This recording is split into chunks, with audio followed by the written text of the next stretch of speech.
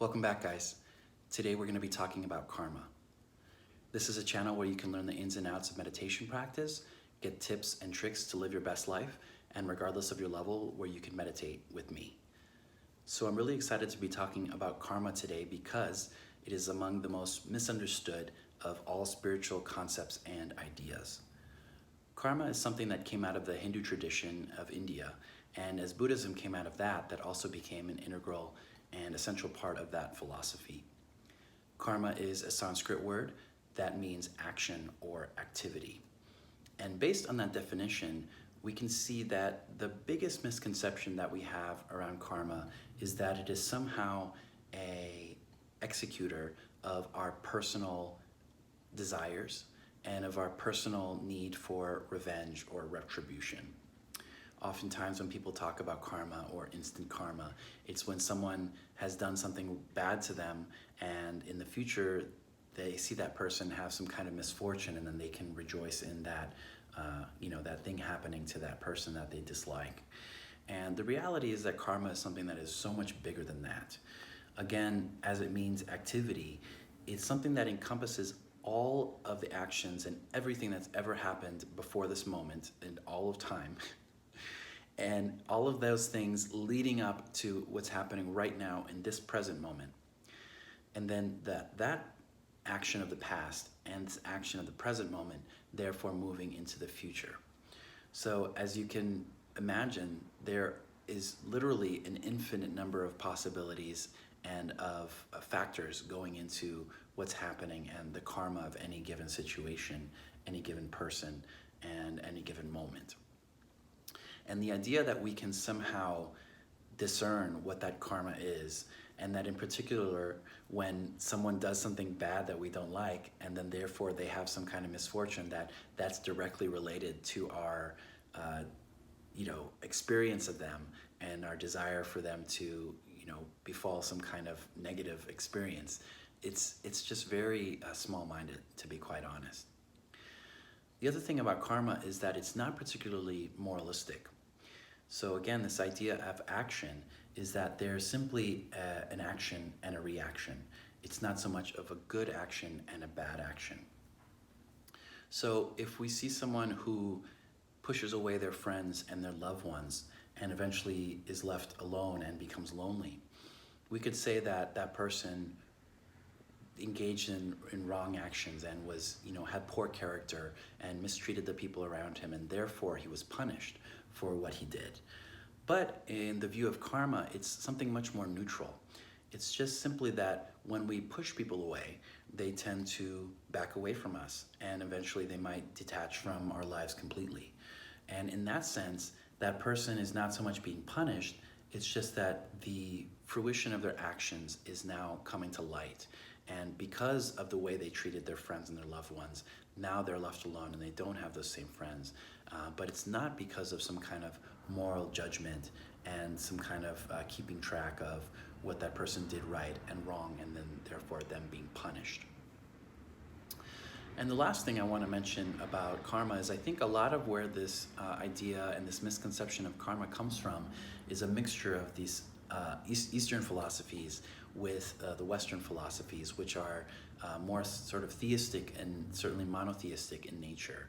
So the idea of a vengeful God, or of a God who keeps track of everything that we do and has some kind of vast record of what we've done wrong and what we've done right, and who's going to either punish or reward us accordingly.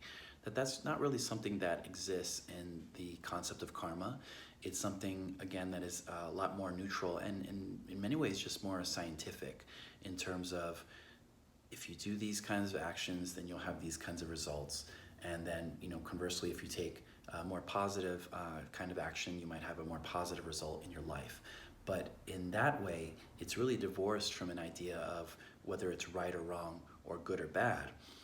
Certainly we can feel the goodness or badness because certain actions will contribute to our happiness, and other actions will contribute to our unhappiness. But it's not because of some kind of higher order of these being fundamentally right and fundamentally wrong. So I hope that that's a little bit of insight into karma and closer step to the true meaning of karma. I'm curious what you think. If you ever thought of karma in this way, or maybe you see it in a completely different way, and in which case I'd love to hear it in the comments below. Thank you so much for subscribing to the channel if you have, and if you haven't, I would love it if you could consider it. It's a big help to me. And that said, let's just go ahead and do a short contemplation on karma. So we're going to do a little bit of something different today. So taking a comfortable seat, just finding a posture where your back is upright but not strained.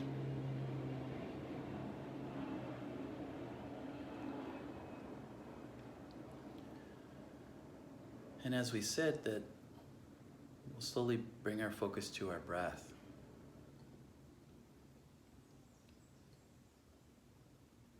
And as opposed to just focusing simply on the breath in a neutral state,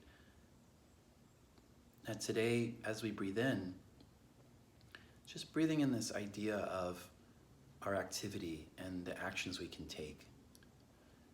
And in particular, breathing in the actions that are going to benefit our lives, that are going to contribute to our happiness, and also contribute to the happiness and the well-being of those around us.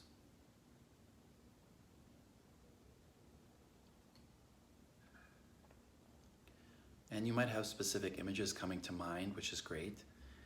If it's something that's more general, that's also fine. So as you breathe in, again, just breathing in these good actions, this wholesome activity, this helpful activity to your goals, to your well-being, and your contentment in life.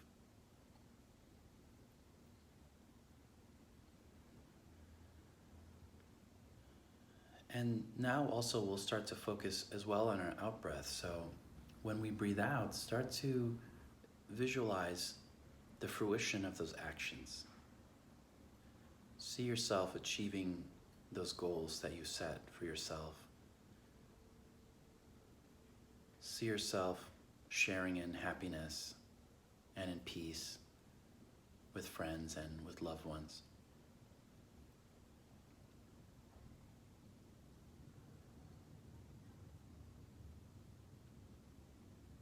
And if it's not too disruptive to you, you can also even imagine yourself rejoicing or having some nice moments with people who are difficult for you to be around. Maybe even people that you might consider an enemy or someone that is really challenging for you.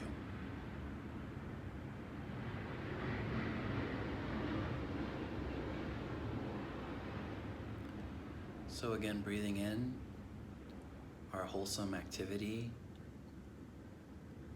our helpful actions,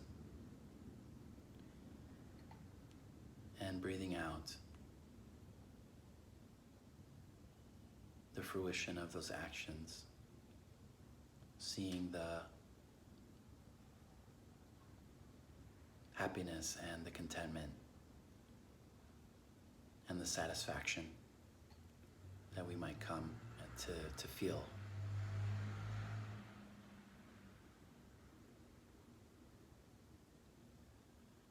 So thank you so much for sitting with me. I hope it was helpful to learn a bit about karma and also to do a short contemplation on that. If this was useful, please feel free to continue doing this practice from time to time, and I will see you in the next video.